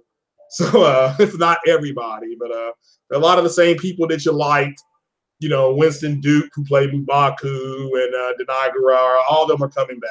So, hey, you know what? I want to respond to Uncompetitive one more time because he was, saying the Stormlands and the Scalebound that they could, bring those games, go ahead and finish those games and bring them out as single player. And what my belief is that wouldn't work because it's not multiplayer. And he says right here that, they could still sell cosmetic items for it. Now, the reason why I wanted to touch on that is because, Boyd, I'm wondering how something like that would play out. I'm wondering how microtransactions would play out. Will people pay for microtransactions for games that they don't own because it'll be a service? Well, Scalebound wasn't being made by a first-party Microsoft studio. That was Platinum Games. Now, maybe, but Microsoft did patent the name Scalebound. So maybe one of their new studios could make Scalebound. It may be totally different than what we saw, the demo or whatever they showed, it could be something totally different, but they can still call it Scalebound. What I'm telling you is that some of the people from Platinum Games left, and they went to work at the studio that's doing whatever that Project Awakening is. And that's why it looks the same. That's why your character had the same model. Okay. He had the same model. And the thing that was chasing him was some type of giant whatever. So, but it's the same, it's just a spiritual, just like Control is a spiritual successor to Quantum Break. Now, Control is going to come to the PlayStation. We've seen it. Remedy has announced that it's coming out for PC, Xbox, everybody. So if you want to get a sense of the character that you're playing with and the tech that you're going to use, how it works, how it was created, you got to play Quantum Break. It's the only way for you to do it. If not, you're going to be playing Control like, what the fuck? I guarantee you're going to be doing it because Quantum Break is pretty neat in a sense of the way you can rip time and things like that, the way you can control different aspects of it. That part is neat. The story, garbage. So no, what I was trying to say, about Uncompetitive's comment is that he was trying to say that they could bring the game out and still sell, cosmetic microtransactions for it. And what I was trying to say is, like, take a game like Battlefield, for instance. If I was to buy microtransactions, cosmetic like weapon skins and stuff like that, I am more likely to do it on the traditional console. So even if I'm unable to connect to the internet, those skins that I paid for are still there on the game, and I can still play some sort of single mode on the game, even if I do not have internet access. Now, over on a streaming box, I'm not so sure I would pay for any sort of microtransaction, knowing that on any given day that Xbox Live could go down or my internet could go down, and then I have no access to games. Yeah, but that's or I could fall on hard times. I could fall on hard times and lose my job, and the internet is the first thing that has to go. Now you have nothing. Now you have nothing. That console's a brick now, and I'm less likely to pay for microtransactions, knowing that a situation like that could happen on any given day. Yeah, well, that's the choice. That's the chance you take being a consumer. You need to know that it should say on the box, the internet connection to work, like it does on some other devices. Some other devices may be internet only. I guess Fire Stick, don't you need internet for your Fire Stick to work? It should say that if you have a Fire Stick on your box, and it may say internet, must have internet or something like that. And but yeah, I'm sure the Xbox device and the Google device, it's going to say internet required. So you as a consumer can't say they're being anti-consumer, because it's going to tell you what you need before you buy it. But yeah, you're right. You go in there on Friday and buy it, and then go to work on Monday, and then they Donald Trump you and say you're fired. Yeah, that's true. But yeah, at the end of the day, at the end of the day, it's just totally up to us as consumers. I mean, I'll look to get their streaming device, the Xbox device. I'll look into it. It's like I'm looking at the Google device. I can't do it because that is another device cutting into my internet connection. I cannot see buying a streaming box when the traditional console is still there. and I would, I can't do it because right now with the traditional console, you only need the internet connection for multiplayer. You go with a streaming box, you need that internet connection for everything, and you are going to need significantly more than the minimum requirements to have an enjoyable experience. And that's going to require you to probably have an internet connection of around 50 megs or more. I'm not going to spend the extra money for that kind of internet connection. And for the current internet connection that I have right now, there is no way. If my son comes over and he wants to play something, he wants to watch something, I have to tell him that he can't do it so I can have the best possible experience on this streaming device. It is another unnecessary device cutting into my internet. I just can't do it. Well, no, I understand. Yeah, it's not for everybody. So but no, I mean, you would still know though, based on what is being said, that you would know that you need internet all the time for your device even to work. First thing you're going to do is look for an internet signal, whether it be landline or Wi-Fi line. So but yeah, it's just I mean, it's different strokes for different folks. And but yeah, as far as Microsoft being a direct threat to Sony, they're not. They're not. The Google streaming device, that is a direct threat to the Microsoft streaming device, because Google makes tablets, Microsoft makes tablets. Google makes software for the internet. So does Microsoft. They both have search engines. Google has a Google search engine. Microsoft has Bing. So that's a direct competitor. Oh, Google has their own fiber network. Microsoft doesn't have that. So if Google goes ahead and keeps laying fiber around the United States, which they're going to start doing at the beginning of next year, it's right here in Louisville. Okay, we have fiber here in Louisville. So I already made my phone call, just to talk. They're going to have a rep come out to me. Matter of fact, tomorrow afternoon, I actually have to pick up around the house. So they're just going to have somebody come and talk to me about it. So I'll get all the stuff I need just to, I got to ask the right questions. But yeah, it's different strokes for different folks. I totally understand people not wanting something. Trust me. I understand. Doggone it, I just lost my train of thought. It was going to be something about, what I feel was another disadvantage to having this streaming console. I think what I was going to mention was that when I first moved into this apartment that I live in right now, it was going to be, even though I had already got an installation date set with the cable company, I was still going to be without internet for almost a week. Yeah. But that was okay because I still have my PlayStation to play the single player games. Whereas if something like that happens and I move to another place and Scarlett is the only device that I have, the streaming box, and that will be a week without gaming because I have to wait for the internet to get set up. Yeah. That's what I was going to say. I'm wondering if Microsoft jumped out of the frying pan and into the fire by fucking with this cloud streaming stuff, because now that they've jumped into that fray, no matter what direction Microsoft turns, there's going to be somebody in their face. With traditional consoles, Sony's going to be there. Now with the cloud-based gaming, like Steam's going to be there. I don't know. I'm not really sure what's going on with NVIDIA. I don't know if they have streaming or not. But, Google's going to be there. Steam's going to be there. NVIDIA. In an upcoming streaming service called Utopia, which is going to launch with 600 games. Mm-hmm. That is going to be a fierce market. And then if Microsoft ever decided that they wanted to go handheld, the Switch would be there. So they can do a 360-degree turn and somebody's going to be in their face. No matter what direction they turn, it is going to be a very tall hill to climb. What did they say during their event for the launch of their streaming device? I know that they want to reach it. Yeah, they want that thing to spread out everywhere with no limits. Right. But so the way they're going to do it is, well, first things first, they started investing in cloud-based technology in 2011.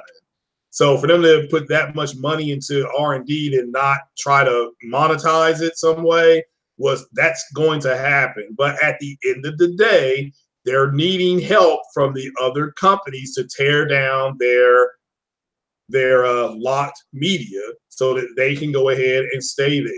That's exactly why they said the play on the device you want to play on. Mm-hmm. They just want to be able to facilitate that to you somehow.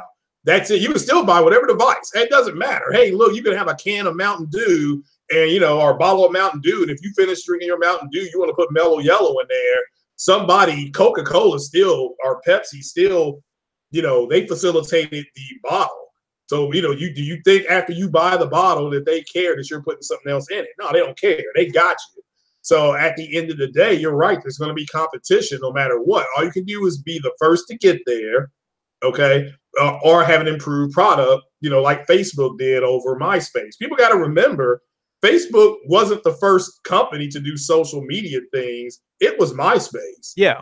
But MySpace wasn't ready for the amount of volume it was producing. And Facebook, they were there. They had all these servers ready to go, so Microsoft, again, in order to, you're right, Google's going to be there with their streaming device. That other company has 600 plus games coming. NVIDIA is still there. Steam is still competing, on PC and whatever. Sony's there with their physical media. Nintendo is dominating the handheld. So what does Microsoft do? Well, they come down right in the middle and they say, hey, guys, hey, man, we can go ahead and put our first party games on your devices through our service. You just have to pay for the service. That's a win for them. Now all they have to do is maintain the network, which is something that, you can hire 3 people to maintain a network, at this point, so the network maintains itself, so it's, if it starts breaking down, like they said, it's automatically designed. If the nodes in my state get hacked, the nodes in Illinois or the nodes in New York don't feel it. I don't know how many times people have said, hey, PlayStation's down, and I go to my PlayStation, they're like, well, mine's running fine. Mm-hmm. Just be where you are. So, yeah. So where I was trying to get at is that in the streaming area, that Microsoft is going to be competing with other entities. What I meant by that is that they're going to be their service is going to be competing against their service, and not so much what devices these other entities offer. So what I'm trying to say is that there is no way that I'm going to pay for Steam every month. There's no way I'm going to pay for Google every month. There's no way I'm going to pay for the upcoming Utopia every month. There's no way I'm going to pay for NVIDIA every month. There's no way I'm going to pay for PlayStation Now every single month. These, and then there's no way I'm going to pay for Game Pass every single month. We're talking 6 entities right now. So what can Microsoft, what can their service offer me that's going to make me pick them over the other 5 entities that I just mentioned? Okay, that's Lincoln. That's why they are investing in all these new studios. Because now they'll say, well, you're right. Google has game Alpha, whatever. You call some game called Alpha Romero Driver. Okay. And that's going to be the Google driving game. But in order for you to play Forza, you got to come over here and play at the Microsoft can. We're not going to put this game available to stream on the Google device. You got to come over here. And Google's going to say the same thing. Hey, look, we got, the same games playing at 1080p 60. But isn't this the same man? But isn't this the same man, Mr. Phil Spencer, who just said we don't believe in exclusives, but they might rely on exclusives for you to sign up for their service? Oh, at first, yeah. In order for them to get the jet plane off the runway, they got to have something to fuel the engine. So they are going to have exclusives in their pocket in order to push it. Yeah, they're going to say, look, we want to deliver these games to you, but we want to do it on our terms. That's kind of the way you keep yourself relevant. It's like that TV show I've been watching. It's called Power.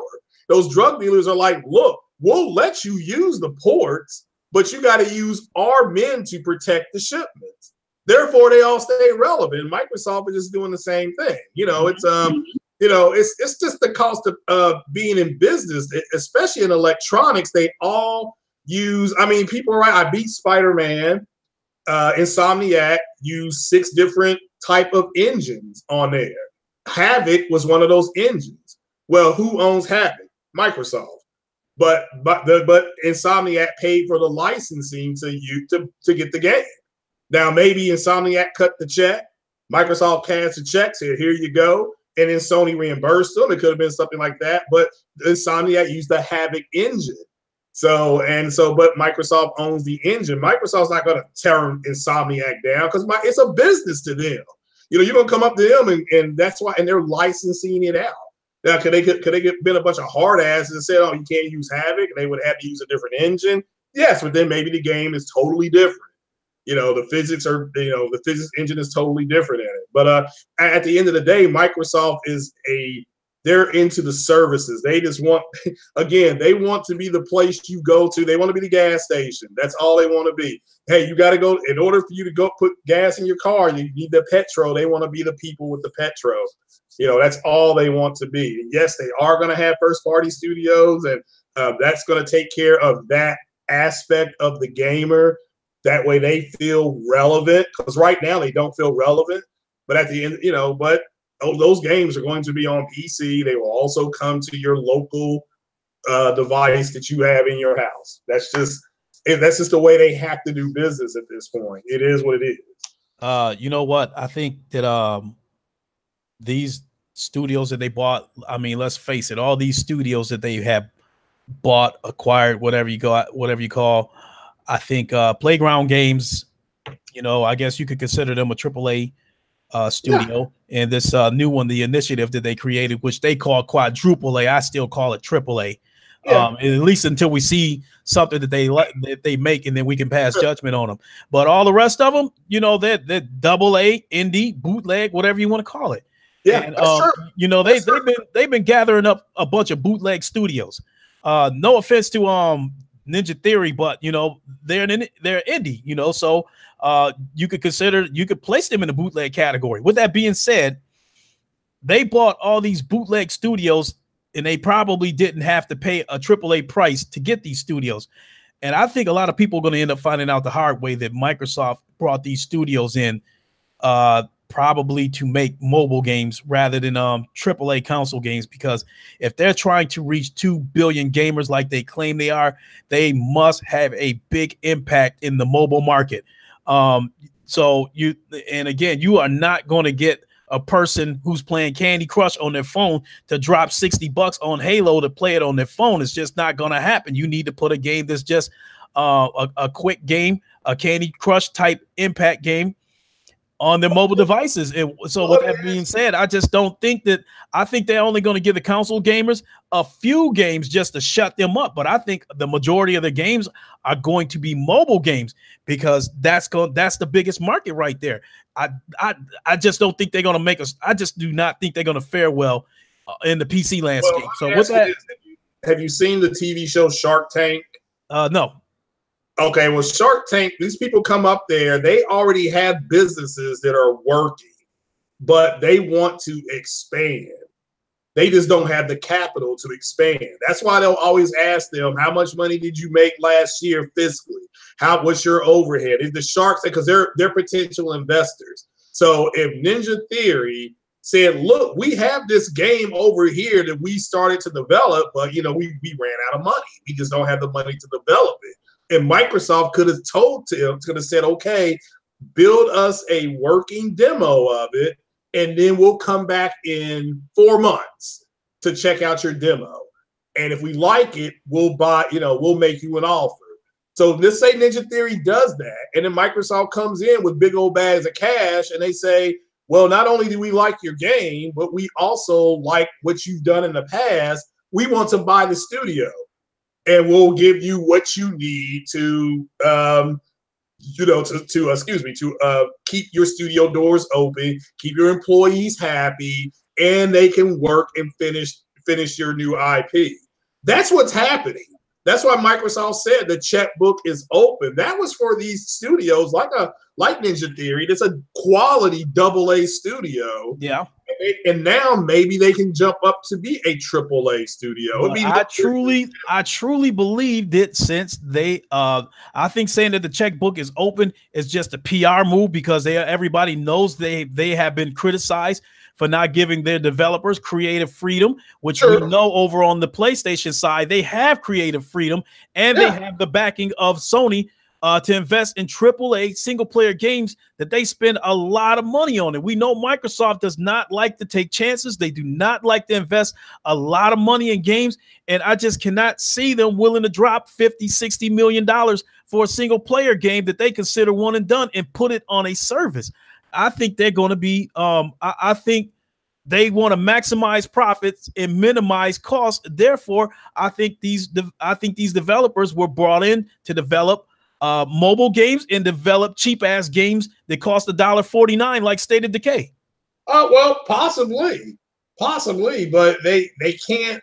I mean, like I said, they're taking a gamble. The services is what provides them a monthly income. That's why people were jumping up and down when they saw how much money Game Pass was making, because it was a steady revenue stream. And at the end of the day, it is a risk. But scared money don't make money. Right, but at the same time, if they were to fill up this Game Pass full of single player games, eventually the memberships are going to go down as people supposedly play these games one and done and be done with it. Eventually these subscriptions are going to drop unless they, from Microsoft's standpoint, that you put multiplayer games on there that will create reoccurring revenue. So with that being said, I just cannot see them spending $50-60 million on a game, regardless of how they plan to implement this game, single player or multiplayer. I just can't see them spending that kind of money on games, and pumping them out one right after the other like Sony does. God knows how much money Sony has spent on these games that they put out over the past few years. Microsoft is just not going to spend that kind of money. I don't give a fuck what they say, about the checkbook being open. I just cannot see them doing that. I think we're going to see a lot of State of Decay, Sea of Thieves type bullshit coming in the future. I don't disagree. I mean, based on the history, you are 150% correct. Based on the history. So all they can do is what Ninja Theory said. They said Microsoft said they would not get in the way, that they had total creative freedom over their product or over their IP. And so we're gonna see. I said the same thing. The shout out to Jay Barry. That's still PR shit right there, because even if Microsoft doesn't get in their way in terms of how they wanted to develop the game, Microsoft is still in the way by how much of a budget they're going to give them.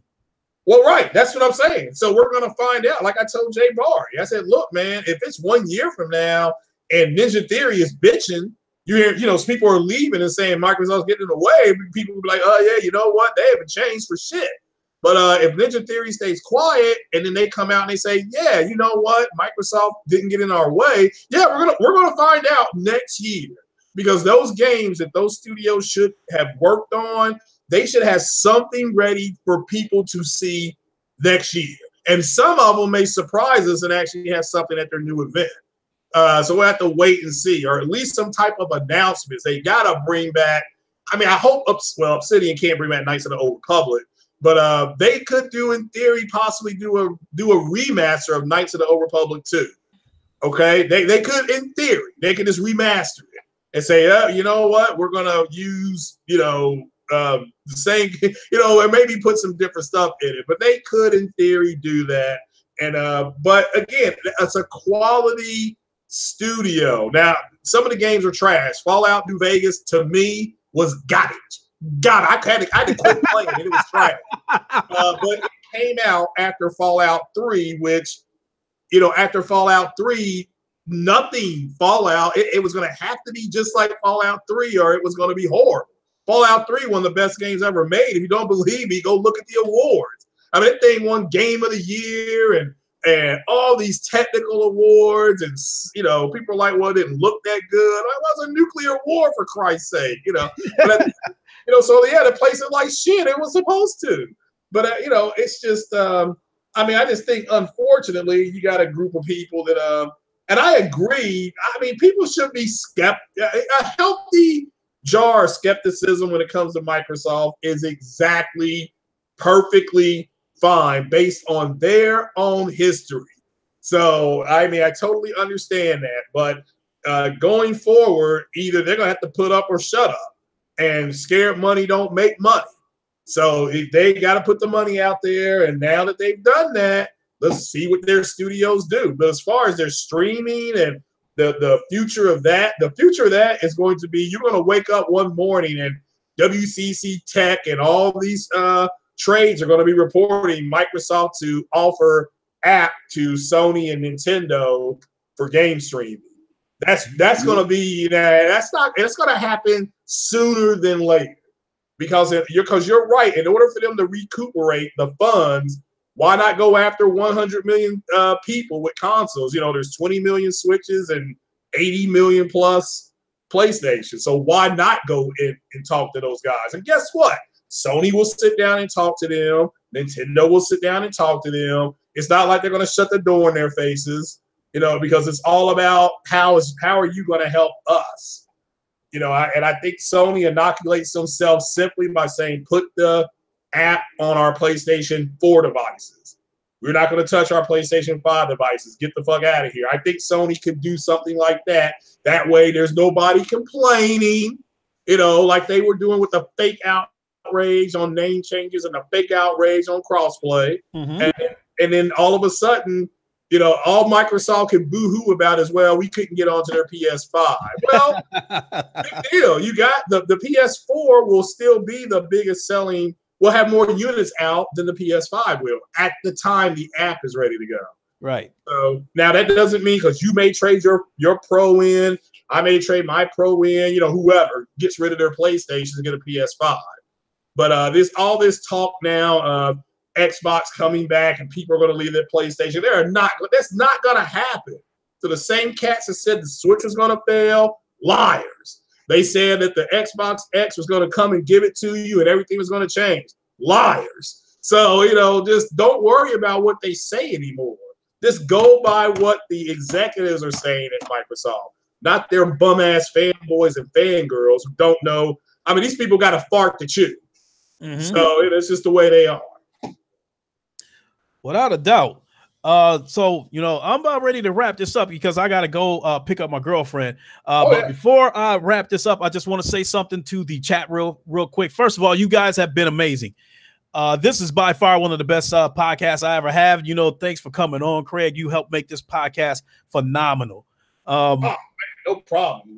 Glad you had me on. Yep. Thanks a lot, man. I really appreciate it. And to the chat, I also want to say real quick that you guys know how I feel about the Black Ops that got released at midnight. I do not think I will like this game, but I said it before. I do have this game because I bought it for my son.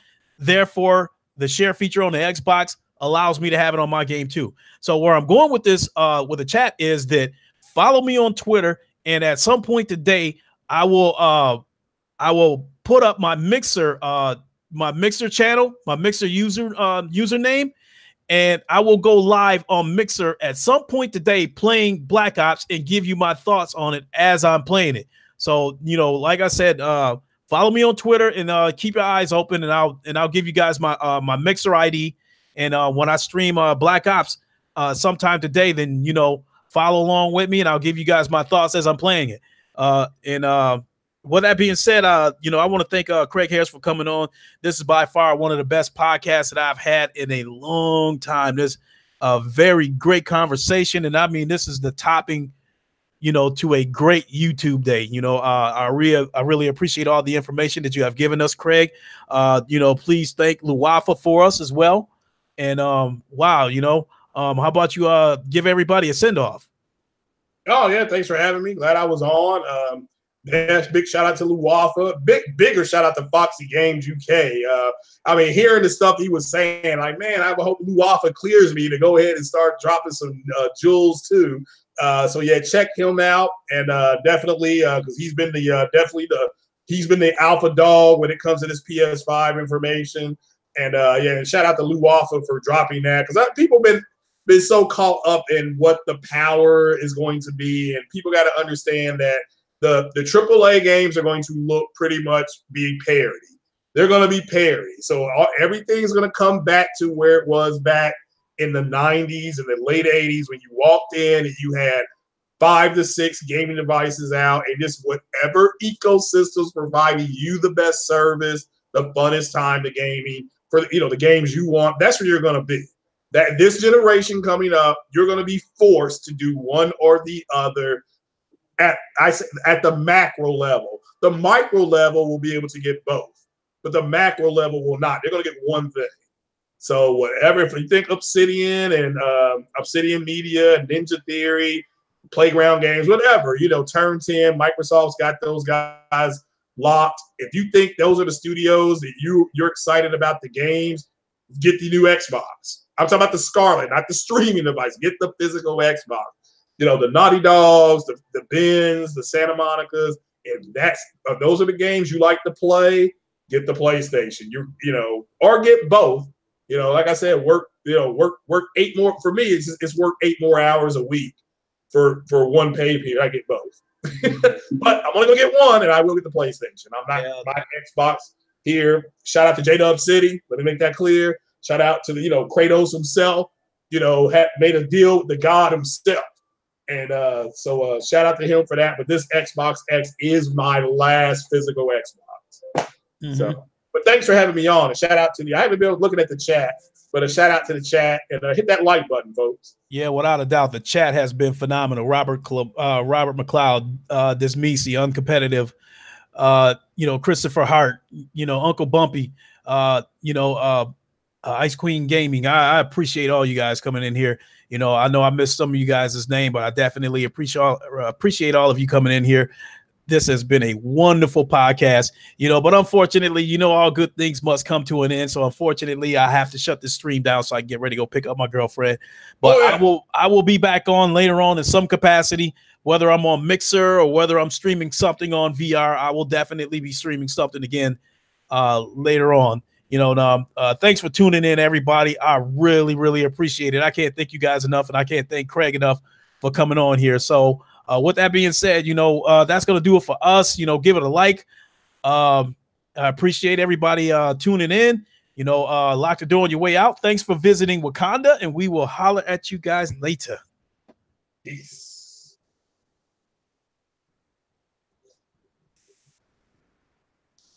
There